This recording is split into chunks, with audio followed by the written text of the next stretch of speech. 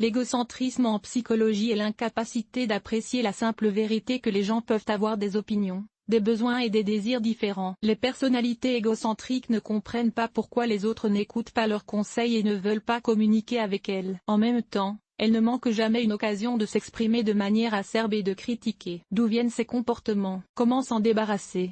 Définition du concept. En psychologie, l'égocentrisme est un état dans lequel une personne concentre son attention uniquement sur ses propres intérêts, ne pense jamais aux personnes qui l'entourent. Cela peut être décrit comme le fait d'ignorer les besoins et les désirs des personnes qui l'entourent. L'égocentrique est convaincu que le monde ne tourne qu'autour de lui. Il pense que seule son opinion existe et qu'elle est la seule correcte. En psychologie, le terme égocentrisme a été introduit par Jean Piaget, qui a étudié les motivations du comportement des jeunes enfants. Selon lui, l'égocentrisme chez l'enfant est un phénomène normal. C'est l'une des façons dont les enfants connaissent le monde et apprennent à se subordonner à leurs propres besoins. Avec l'adolescence, les symptômes de l'égocentrisme s'atténuent fortement. Chez l'adulte, il est même absent. Cependant, à l'approche de la vieillesse, ce type de pensée reprend du poil de la bête. En psychologie, on considère qu'il est plus fréquent chez les hommes que chez les femmes. Cela s'explique par le fait que les représentants de la belle moitié de l'humanité peuvent faire preuve d'empathie et prendre en compte les sentiments et les désirs d'autres personnes. L'une des caractéristiques des égocentristes est qu'ils pensent que tout le monde autour d'eux ne pense qu'à eux. Ils se considèrent comme le centre d'intérêt de tous ceux qui les entourent. Cette attitude n'est pas utile,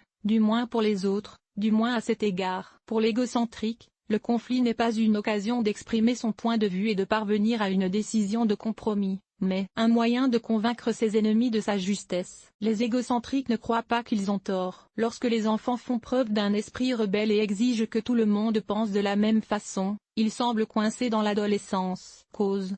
Qu'est-ce que l'égocentrisme? Par définition en psychologie, ce terme signifie qu'un individu est incapable d'accepter l'existence du point de vue d'autres personnes. Comme on dit, l'égocentrique ne voit tout que de son clocher. Les psychologues considèrent l'égocentrisme comme une variante personnelle de l'égocentrisme, car le patient ne comprend pas où se situe sa personnalité et où commence celle des autres. Un développement inapproprié de la personnalité s'avère être la principale raison du développement de l'égocentrisme. Il s'agit en fait d'une crise d'identité. Mais tôt ou tard, il arrive à chacun d'entre nous. Qu'est-ce qui ne va pas avec l'égocentrisme? Le fait est que, dans une telle crise, on peut lutter de deux manières. De manière constructive ou destructive. L'égocentrisme est la deuxième option. Les gens n'acceptent pas le caractère unique et la valeur de ceux qui les entourent. Par conséquent, il perd son caractère unique au fil du temps. Dans son cas, l'achèvement de l'identité devient donc impossible. L'identité est impossible si l'on ne se compare pas aux autres. Seule une personne souffrant d'un égocentrisme prononcé ne peut le faire, car elle est trop centrée sur elle-même. Elle ne peut pas voir la société dans son ensemble,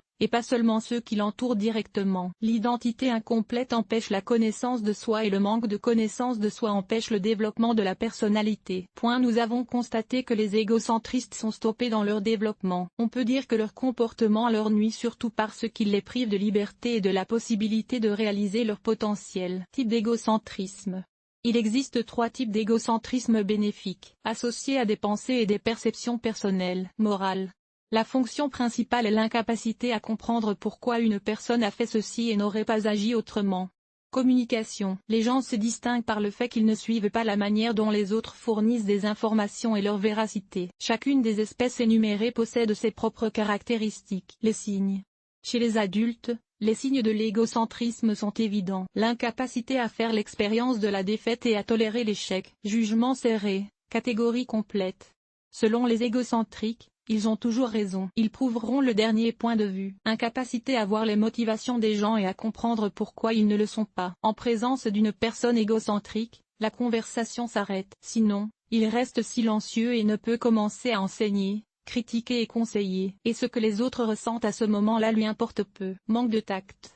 L'égocentrique ne considère même pas le fait de s'exprimer en présence d'autres personnes comme un comportement ignorant. Il peut facilement parler de l'apparence d'un collègue ou critiquer son travail. Il attend les éloges. Les égocentriques attendent toujours des éloges. Ils dépendent d'elle et attendent qu'elle les félicite. Si ce n'est pas le cas, ils commencent à humilier avec profit d'autres personnes qui ont plus d'importance que leurs propres antécédents. Un homme à l'égocentrisme évident est un véritable rêveur. S'il manque de communication, le fantasme devient encore plus fort. Les égocentriques ne prêtent aucune attention aux informations qui diffèrent de leurs opinions et de leurs croyances. L'égocentrisme se caractérise également par une imagination et une sensibilité excessive. Différence entre égoïsme et égocentrisme. De nombreuses personnes confondent l'égoïsme et l'égocentrisme. Pourtant, il existe de nombreuses différences évidentes entre eux. L'égocentrisme. L'égoïsme se manifeste le plus souvent pendant l'enfance et l'adolescence, ne dépend pas de l'âge, pas de composante positive. Le seul trait positif est que les gens s'occupent toujours d'eux-mêmes. Il est inconscient des gens qui l'entourent, de leurs désirs et de leurs besoins. Il sait que d'autres personnes ont leurs propres opinions et besoins, mais n'en tient pas compte. Les compétences en matière de communication ne sont pas très développées. Il est très sociable. L'égocentrique s'approprie ses propres besoins et ne s'ennuie pas avec lui-même. Ne peut rester seul longtemps, favorise la destruction de la personnalité et fait moins destructeur. Comment reconnaître l'égocentrisme? Pour savoir si vous êtes égocentrique, soyez attentif à la présence ou à l'absence de tels signes chez vous. Il est difficile de voir les véritables motivations qui se cachent derrière le comportement de ceux qui vous entourent. Par conséquent, une grande partie de leur comportement vous surprend. Supposons qu'un collègue ne vous invite pas à son anniversaire. C'est une surprise. Mais il a complètement oublié qu'il a récemment parlé de sa silhouette et de sa famille en termes grossiers et qu'il a été critiqué de manière indésirable au travail. Vous ne comprenez pas pourquoi les gens ne veulent pas adopter votre point de vue. Il y a deux raisons à cela. Premièrement, il n'est pas utile d'argumenter avec les égocentriques. Dans ce cas, l'argumentation n'est pas un échange de vues, mais une tentative de prouver la justesse de son opinion. Deuxièmement, les disputes avec ces personnes peuvent durer très longtemps. Elles ne se rendent même pas compte que leurs adversaires sont déjà fatigués. J'ai l'impression d'être victime de discrimination. En tant qu'adulte, nous comprenons que ce que les autres devraient faire est plus important que de discuter de notre propre comportement. Pour les personnes égocentriques, tout est différent. Elles pensent que les autres ne font que surveiller leurs moindres faits et gestes. Par conséquent, elles sont dans un état de tension permanent. Lorsque des amis et des étrangers semblent évaluer tout ce que vous faites, il devient difficile de vous contrôler. Elle ne se rend pas compte qu'elle franchit des limites. Une personne égocentrique est dans un état catatonique et ne peut pas contrôler ses émotions. Cela l'amène à s'en prendre à ceux qui l'entourent. En même temps,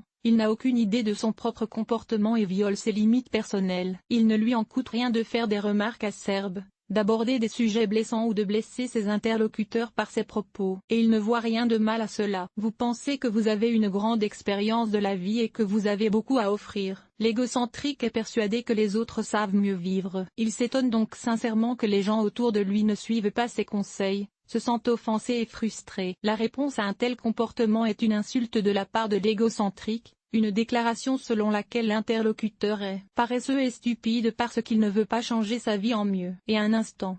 Les personnes égocentriques cherchent toujours à obtenir justice lorsqu'elles ont l'impression qu'on leur a témoigné du mépris ou de l'hostilité. Elles essaient de manipuler les gens et de les forcer à se comporter différemment. Mais c'est une illusion. Les personnes égocentriques ne peuvent en aucun cas changer le comportement des autres. Conséquence de l'égocentrisme. Les personnes égocentriques ont des difficultés à établir des relations avec les autres. Et même si elles commencent à communiquer avec quelqu'un, l'autre personne ne durera pas longtemps. Ces personnes sont souvent confrontées à des conflits au travail, à la maison et dans leurs relations. En outre, l'égocentrisme peut avoir un impact négatif dans d'autres domaines. La confiance en soi, l'intimité, la santé mentale, capacité à prendre des décisions, le travail d'équipe. L'égocentrisme des individus a un impact négatif sur leur entourage. La communication à long terme a les effets suivants: faible estime de soi, un sentiment de dévalorisation, d'inutilité et d'insignifiance se manifeste. Manque de confiance en soi. Il se développe du fait que la personne égocentrique met en doute vos paroles et votre raisonnement. Rancœur, tristesse. Ici, tout est simple. Il est naturel de se sentir offensé lorsque les gens se comportent de manière désagréable. Colère. La faible estime de soi, le manque de confiance et l'incapacité à communiquer leur point de vue sont source de déception. Dans la plupart des cas, la communication avec des personnalités égocentriques aboutit à l'aliénation. Qui a envie d'endurer en permanence des reproches, des critiques réticentes et des remarques offensantes? Les exceptions sont les situations où il est impossible de limiter l'interaction. Par exemple lorsque l'on doit travailler en équipe. Comment se débarrasser de l'égocentrisme? L'égocentrisme est parfois utile. C'est le cas lorsque les autres ne respectent pas nos valeurs et nos priorités. Dans d'autres cas, cependant, cette ligne doit être supprimée. Voici quelques recommandations. Ne pas suivre les conseils de grandir et d'apprendre à accepter le point de vue des autres. C'est l'un des principaux moyens de se débarrasser de l'égocentrisme. Ne vous attendez pas à ce que le monde tourne autour de vous. Les gens autour de vous se démèneront pour satisfaire vos moindres caprices. Ils ont des occupations plus importantes. De temps en temps, analysez les pensées et les sentiments des autres par rapport à vous et à la société dans son ensemble. Montrez de l'intérêt pour les gens qui vous entourent. Communiquez.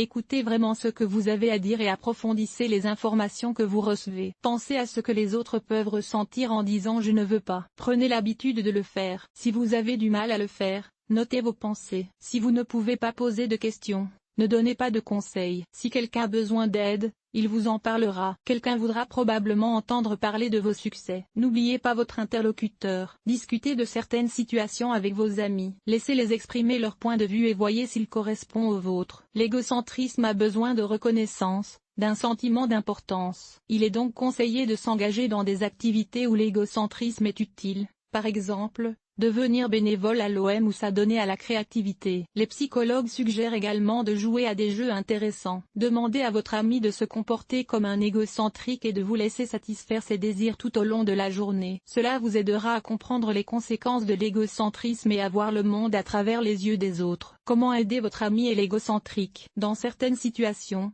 la communication avec une personne égocentrique ne peut être évitée. Il peut s'agir d'un membre de la famille. Comment pouvez-vous l'aider? Si vous êtes mécontent, n'en parlez pas ouvertement. Faites-le lorsque vous savez que votre interlocuteur est prêt pour une telle conversation. Ne blâmez pas l'égocentrique. Critiquez le comportement, pas vous-même. Réfléchissez à l'endroit où votre proche est devenu égocentrique. Il peut s'agir d'une réaction de protection, d'un sentiment d'infériorité, d'un doute sur soi ou d'une crise personnelle. Engagez des conversations plus fréquentes et plus authentiques. Les égocentriques aiment parler d'eux-mêmes. Rappelez-vous que l'égocentrisme prend racine dès l'enfance. Il est donc judicieux de demander l'aide d'un psychologue. Celui-ci vous aidera à découvrir les raisons du développement de cette caractéristique, puis il l'éliminera et la supprimera. Qu'est-ce que l'égocentrisme? Il s'agit d'un trait de personnalité dans lequel une personne ne voit qu'elle-même. Elle ne comprend pas que les personnes qui l'entourent peuvent avoir leurs propres opinions et désirs. L'égoïsme n'a pas de voix. L'égocentrisme a un effet plus destructeur sur l'homme. Par conséquent, si vous remarquez au moins une de ces manifestations,